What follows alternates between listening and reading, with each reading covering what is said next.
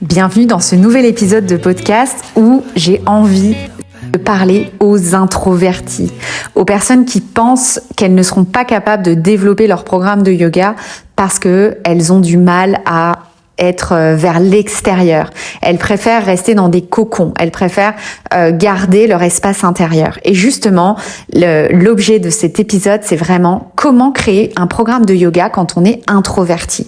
J'avais envie de faire cet épisode vraiment parce que j'ai rencontré des filles extraordinaires qui sont beaucoup plus dans l'énergie yin et justement qui doutent de leur capacité à se développer dans le monde de yoga alors que elles ont totalement leur place et justement le yoga est aussi là pour ça. Donc bienvenue dans ce nouvel épisode. Moi c'est Julie, ta coach business et mentor qui t'accompagne pour développer ton activité de yoga sans t'épuiser et surtout pour trouver un alignement. Donc aujourd'hui on va parler d'un sujet qui fait vraiment écho avec beaucoup de profs de yoga que j'ai rencontrés, mais c'est un sujet qui est rarement abordé je trouve. Comment créer un programme de yoga quand on est introverti ? Si tu te reconnais dans ce profil, tu demandes peut-être si ta personnalité peut te freiner pour te lancer. Et moi, je te dirais non. Au contraire, il faut vraiment que tu te fasses confiance. En tant qu'introverti, tu as vraiment des atouts uniques à mettre en avant pour proposer un programme qui soit profondément transformateur. Et dans cet épisode, on va vraiment voir ensemble ces différents sujets. Déjà, pourquoi il y a de la place pour toi sur le marché? J'ai vraiment envie de te parler de ça. Comment aujourd'hui ton tempérament, ta façon d'être peut devenir vraiment un atout, une force pour attirer des gens, attirer tes clients. On va aussi parler des stratégies pour communiquer sans te sentir complètement submergé, parce qu'il y a des façons aujourd'hui de pouvoir communiquer sans en étant introverti. Et je connais des gens qui réussissent comme ça, donc c'est tout à fait possible. Et enfin, je vais t'expliquer comment oser toi-même, tout en construisant une activité qui soit alignée. Donc c'est parti. Je t'invite à prendre une grande inspiration. Et on y va. Voilà. Donc je voulais te parler des opportunités déjà, des opportunités sur le marché, dans le monde du yoga pour les introvertis. Parce que rappelle-toi, le monde du yoga est très très vaste. Il y a de la place pour tous les types de personnalités. Et peut-être que toi-même, tu t'es orienté vers une personne qui est plutôt introvertie, plutôt yin, ou le contraire. Mais il y a de la place pour tout le monde. Et je te dirais que le feeling dépend des attentes de chaque client. Mais en tant qu'introverti, t'as aujourd'hui une capacité unique à créer. Tu sais, c'est vraiment cette énergie yin, c'est vraiment cette énergie qui est capable de créer une expérience beaucoup plus introspective et beaucoup plus profonde. Et justement, je pense que c'est un petit peu l'essence du yoga en fait. Ce qu'on recherche, c'est vraiment cette introspection, cette profondeur, cet alignement qui vient de l'intérieur. Donc, ton point fort à toi, c'est vraiment l'exploration intérieure. Les élèves cherchent souvent bien plus qu'un cours physique. Ce qu'ils veulent, c'est vraiment aujourd'hui se reconnecter à eux-mêmes. Et ça, tu l'as peut-être déjà vécu. Et sache que aujourd'hui, les gens sont attirés par le yoga principalement pour ça, se reconnecter à eux-mêmes. Donc, si t'es calme, ton approche qui sera plutôt réfléchie, je pense, si tu es introverti, peut vraiment répondre aux besoins de ces personnes qui ont envie de retourner vers elles, de retrouver une introspection. Donc, tu peux toucher une audience spécifique. Il y a beaucoup d'élèves qui sont eux aussi introvertis et justement qui voient qu'il leur manque ça. En fait, il y a beaucoup d'élèves aujourd'hui et de clients qui cherchent des cours de yoga, mais avec des personnes très très young et ils se rendent compte que non, c'est pas pour moi. Moi aujourd'hui, je veux une approche qui soit plus en profondeur, une approche qui soit plus calme. Aussi, ça dépend, des doshas aussi des personnes. Si c'est des personnes qui sont plutôt kapha, elles vont plutôt avoir envie de quelqu'un qui soit plutôt dans les profondeurs. Donc, ces personnes se sentiront beaucoup plus à l'aise avec un prof qui comprend leurs besoins de connexion subtile et de douceur aussi, tu vois. Et ça, c'est vraiment quelque chose que tu vas pouvoir leur rapporter. Donc, par nature, déjà, le yoga, c'est introspectif. Et ta personnalité, elle s'aligne naturellement avec les valeurs fondamentales du yoga. Donc ça, ancre-toi ça à l'intérieur de toi. Arrête de te juger en tant qu'introspectif pour développer un business, mais justement, dis-toi que c'est hyper aligné avec qui tu es, le yoga. Donc, vraiment, la deuxième chose que je voulais te dire, le deuxième partie que je voulais vraiment te présenter, c'est de faire de ta personnalité vraiment une force. Être introverti, ça signifie pas que tu dois rester tout le temps dans l'ombre, que tu dois te cacher. Mais vraiment, c'est une force à mettre en avant. À condition que tu la comprennes bien et que tu l'utilises vraiment à ton avantage. Donc, tu peux déjà, je te conseillerais déjà de prendre le temps de te recentrer, de voir, en fait, souvent, les introvertis, leur énergie vient de moments qui sont calmes. C'est là où elles se régénèrent. C'est là où peut-être que toi, tu te régénères aussi. Des moments où elles peuvent être dans leur cocon. Donc, intègre cette qualité dans ton programme aussi. Par exemple, tu peux créer des modules de méditation ou autour du travail sur le souffle pour vraiment amener les gens à justement revenir à l'intérieur, à revenir dans leur introversion. Tu peux aussi créer un espace qui soit plus intime, plus cocooning, plus sécurisant. Ça peut vraiment plaire à des gens qui se sentent submergés en ce moment de leur vie, tu vois. Et tes clients apprécieront vraiment une atmosphère qui soit plus paisible et que tu pourras apporter avec ta créativité. Donc, en tant qu'introverti, si tu as des facilités à écouter les gens, à observer, ça va vraiment te permettre de répondre à précisément aux besoins de tes clients. Et aujourd'hui, c'est ça qu'on veut. C'est ça qui change vraiment les choses entre des personnes qui se développent et des personnes qui ne se développent pas. C'est vraiment cette capacité d'écoute, cette capacité de répondre à leurs besoins. Vraiment. Donc, je te dirais que également, moins c'est mieux. Parce que contrairement à une approche qui est très extravertie, tu sais, un petit peu les gens qui veulent tout faire, qui veulent tout préparer, qui veulent montrer la totale à leurs clients, où leur énergie déborde, parfois ça peut être vraiment submergent. Et toi, tu pourrais privilégier une communication beaucoup plus subtile avec un retour à une reconnexion authentique avec chacun de tes clients. Et là, tu vas amener beaucoup plus de fidélité à tes clients aussi qu'une approche où très très yang, vraiment. Donc, je voulais aussi te parler d'un sujet de la communication. Je sais que pour toi, communiquer, ça peut être parfois difficile, surtout sur les réseaux sociaux. Et moi, j'avais envie de te donner aussi cette clé dans cet épisode de comment communiquer aujourd'hui sans te sentir vraiment submergé. Je sais que c'est un des plus gros défis des introvertis et souvent trouver une méthode de communication qui soit alignée avec leur tempérament, c'est parfois difficile. Mais moi j'ai une bonne nouvelle, c'est qu'il existe vraiment des stratégies parfaitement adaptées pour toi. C'est juste que tu les connais pas aujourd'hui et que ça va pas t'empêcher de pas être suivi et que les personnes ne te connectent pas au toi. Bien au contraire. Par contre, il faut que tu intègres ces stratégies, il faut que tu acceptes ton énergie et que tu intègres des stratégies qui soient vraiment alignées à cette énergie.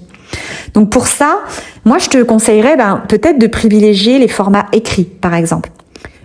Si parler face à une caméra, c'est difficile, ça te stresse, concentre-toi sur ta qualité d'écriture, si c'est quelque chose que tu aimes faire. Par exemple, tu peux créer des articles de blog, des newsletters, des posts sur Instagram qui soient bien travaillés, qui donnent de la valeur. Tu peux aussi exprimer ta voix sans pression de cette façon. Voilà, vraiment. Il y a un truc aussi que moi je fais beaucoup avec mes clientes qui sont introverties, c'est de pouvoir planifier leurs interactions. Donc vraiment se fixer dans ton agenda des moments précis pour répondre aux messages, pour interagir, pour que tu te sentes prête, tu vois, que tu puisses être régénérée avant et que tu puisses ensuite pouvoir interagir en ligne, mais en étant dans ce calme que tu te seras créé avant pour pas te laisser submerger. Et ça va vraiment te permettre de préserver ton énergie. Il y a aussi, alors maintenant on est en 2025, donc maintenant il existe des milliers d'outils d'automatisation. Donc tu peux aussi programmer des publications à l'avance si tu souhaites préparer les choses avant pour toi si c'est plus accessible pour toi émotionnellement. Tu peux aussi te concentrer sur des interactions beaucoup plus qualitatives plutôt que la quantité. Tu sais, des fois, les gens retiennent vraiment, si tu prépares 2 posts par semaine, mais hyper qualitatifs, ça vaudra beaucoup plus que quelqu'un même si c'est pas ton énergie, tu pourras pas, ça va être difficile pour toi de publier tous les jours. Donc vraiment, concentre-toi sur la qualité plutôt que la quantité et tu vas voir que les gens qui apprécient ton énergie vont commencer à se connecter à cette profondeur que tu vas leur proposer. Donc vraiment, l'idée, ce serait de pouvoir construire une communauté qui respecte vraiment ton rythme, qui respecte tes valeurs aussi, parce que je sais que quand on est introverti, on a besoin aussi d'avoir une activité qui soit alignée à nos valeurs. Donc vraiment, je te dis qu'il y a de la place pour toi et essaye de suivre ce que je t'ai proposé et vois si ça fait de la différence. Vraiment, le fait d'écrire, le fait de pouvoir programmer à l'avance, moi, ça a fait des énormes changements à mes clientes. Donc vraiment, je t'invite à explorer, à tester. Voilà. L'autre chose que je voulais te présenter ici, c'était vraiment le travail, le plus grand travail que je fais avec mes clientes, c'est vraiment travailler sur ton identité, sur ta singularité. Et les élèves ne cherchent pas forcément de prof de yoga, la prof de yoga la plus extravertie ou la plus technique des profs. Ils veulent surtout un guide, ils veulent se sentir rassurés, en sécurité. Ils veulent se sentir vraiment portés par une professionnelle. Donc, essaye de faire vraiment le focus sur ton identité. Plutôt que d'être tout le temps sur maîtriser parfaitement toutes les postures, de travailler sur ce qui de travailler sur ce qui te différencie au lieu d'être dans le perfectionnisme. Parce que je sais que souvent, quand tu es introverti, tu veux tout contrôler, tu veux que tout soit parfait, millimétré, mais en fait, c'est pas ça qui va attirer les gens. J'en ai déjà parlé dans plusieurs épisodes, je t'invite à les regarder, mais vraiment, travaille sur ce qui te différencie. Ça peut être peut-être ton amour pour la philosophie du yoga, peut-être aussi une autre approche du yoga que tu as découvert, ou même, pourquoi pas, ton histoire personnelle de pourquoi tu t'es mis à cette pratique, pourquoi tu as décidé d'enseigner le yoga. Voilà. Donc ça peut être des pistes aussi pour toi. Tu peux aussi, si tu as vraiment des valeurs que tu veux véhiculer, tu peux exprimer aussi ces valeurs à ton audience, à ton public. Donc, qu'est-ce que tu veux transmettre aujourd'hui à travers ton programme que tu vas créer? Est-ce que tu veux transmettre aujourd'hui ce besoin de se reconnecter à soi? Est-ce que tu veux transmettre, par exemple, pour des Parisiens ou pour des gens qui sont en ville, des moments de régénération? En fait, plus tu vas être clair sur ce que tu représentes toi, parce que tu as vécu ça et parce que c'est quelque chose qui te tient à cœur, c'est là vraiment où tu vas attirer des clients qui seront vraiment alignés à ta vision. Donc, cette unicité, ta personnalité d'introverti, c'est vraiment un atout. Donc, utilise-la pour proposer une expérience de yoga qui soit vraiment différente de ce qu'on voit aujourd'hui. Une expérience qui soit centrée sur la profondeur et l'introspection. Donc, ça va vraiment être quelque chose qui va te permettre de développer, d'oser être unique. C'est souvent un des plus gros défis, je sais, pour les introvertis. L'affirmation, l'audace, mais c'est aussi ce qui va te permettre de réussir. Donc, sois fier de toi, sois fier de la nature que tu as, parce que tu vas aider des gens. Sois fier de ta singularité. Et le yoga, c'est vraiment un espace où l'authenticité est valorisée. En tout cas, moi, je le souhaite de plus en plus qu'on valorise l'authenticité à travers le yoga et ta posture, ta personnalité d'introverti va pouvoir faire la différence vis-à-vis de ça. Donc, plus tu seras toi-même, plus tu vas pouvoir te démarquer. Tu peux partager ton histoire, pourquoi le yoga aujourd'hui, ça a transformé ta vie, en quoi ton expérience peut vraiment inspirer les autres. Moi, j'ai vu des personnes qui arrivaient pas, qui étaient des grandes timides, qui grâce au yoga se sont ouvertes. J'ai vu aussi des gens qui avaient besoin d'exprimer leur créativité, des gens qui sont plutôt artistes aussi, qui à travers le yoga ont pu exprimer ça à travers leur corps. Donc vraiment, les élèves, tes clients se connecteront avec des profs qui oseront être vulnérables. Donc, ose être vulnérable et connecte-toi aux personnes avec lesquelles tu veux travailler. Voilà. Donc, ce que je te dirais pour finir ici, c'est vraiment reste aligné. T'as pas besoin de te forcer T'as pas besoin de te forcer à être quelqu'un d'autre pour réussir. Ton introversion peut vraiment être un atout, je te le répète. Donc, construis un programme qui te ressemble et tu verras que ton audience idéale viendra naturellement à toi et tu n'auras pas besoin de mettre en place toute cette énergie yang pour te développer.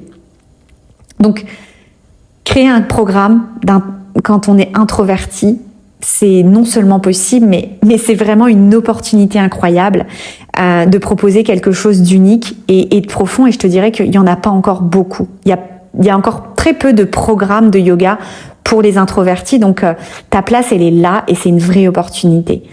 Donc, souviens-toi, ton calme, ta réflexion sont vraiment des atouts.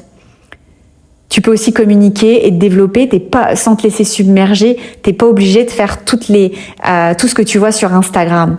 Et plus tu vas travailler sur ta singularité, ton identité, plus tu attireras des gens qui soient alignés avec ta vision. Voilà ce que j'avais à te dire aujourd'hui.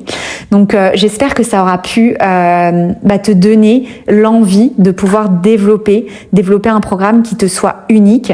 Moi, je serai là pour t'accompagner si tu as envie qu'on aille structurer cet accompagnement, qu'on aille vraiment créer quelque chose qui te ressemble, créer quelque chose qui soit vraiment aligné à toi. Tu peux venir me contacter et on pourra voir ensemble, on pourra faire un diagnostic ensemble sur qu'est-ce que tu as déjà fait, qu'est-ce qui pourrait s'imbriquer pour justement faire quelque chose, créer une expérience qui soit unique pour tes clients. Voilà. Donc j'espère que cet épisode t'a inspiré. Si tu as envie de le partager aussi à des autres personnes que tu connais, introverties, qui ont du mal à se lancer aujourd'hui, qui croient pas en leur capacité, partage-le à tes amis qui pourraient en avoir besoin.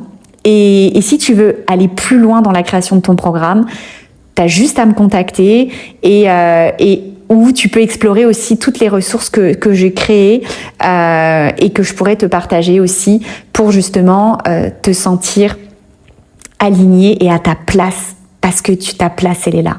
Voilà. Ose être toi-même et construis un programme qui te ressemble. Et moi, je te dis juste à très bientôt dans un nouvel épisode où on va continuer l'exploration et on va continuer à t'inspirer en tant que prof de yoga. À bientôt.